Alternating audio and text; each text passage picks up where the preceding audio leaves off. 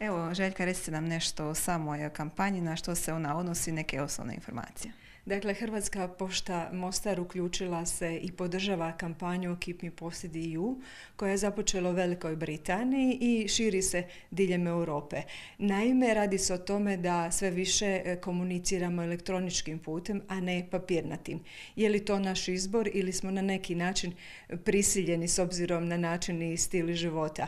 Ali postavlja se i neko drugo pitanje. Dakle, koliko smo stabala spasili ako smo papirnatu komunikaciju zamijenili elektroničkom, koliko su tvrtke koje komuniciraju samo elektroničkim putem zasadile stabala.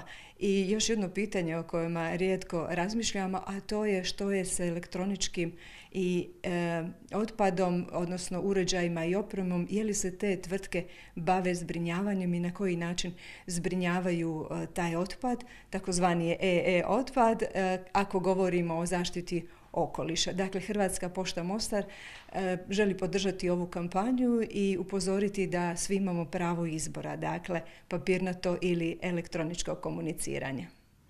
Što vi kao Hrvatska pošta Mostar točno zagovarate ovom kampanjom? Što vam je cilj? Pa u svakom slučaju mi želimo da pružatelj usluga svojim klijentima daju mogućnost izbora. Žele li papirnato ili žele elektroničko komuniciranje. Ako žele papirnato, da budu obavješteni, da ih se pita, dakle da nema prekida papirnate komunikacije bez dopuštenja klijenata i u svakom slučaju da ne smije ta usluga biti posebno naplaćivana. To treba biti univerzalna usluga, u svakom slučaju svatko ima pravo na mogućnost izbora. Evo, kako sami građani mogu izabrati? U svakom slučaju radi se o tvrtkama koje moraju ponuditi, mislimo da moraju ponuditi svojim klijentima način komunikacije. Dakle, na svakoj tvrtki je da samostalno odluči na koji način će komunicirati i na koji način će obavještavati svoje klijente. Također ovom kampanjom vi ste mislili i na one diskriminirane članove društva. U svakom slučaju Hrvatska pošta Mostar pokriva jedan dio Bosne i Hercegovine, odnosno područje, naša dostavna područja je dosta ruralno područje.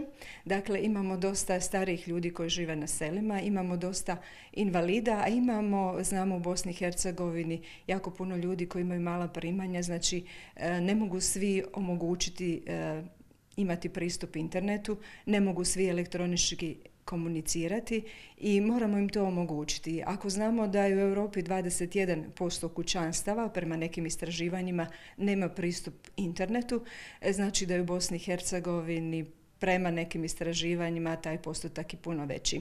Hrvatska pošta Mostar zalaže se da svi imaju pravo na izbor, dakle papirnato ili elektroničko komuniciranje bez dodatnih naplata usluga i bez toga da vas se ne pita ako vam se prekida slanje papirnate komunikacije, papirnatih izvoda, odnosno računa i sličnih dokumenata.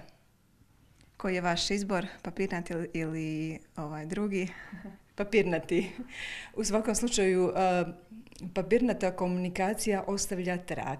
Dakle, možemo bolje vidjeti, bolje proučiti ono što dobijemo i pristup informacijama je na neki način čitljiviji nego u elektroničkom komuniciranju jer svi znamo da danas brzo živimo i kako čitamo i primamo informacije. Ono što je napisano, znači vratit ćemo se u slobodno vrijeme ili kada smo doma ili kada imamo vremena pa ćemo vidjeti što smo platili, gdje smo platili, što nam je napisano velikim slovima, što malima, a kada na ekranu preletimo ekran za tren i to je to. Gospođo Šaravanja, hvala vam puno na ovom razgovoru. Hvala vama.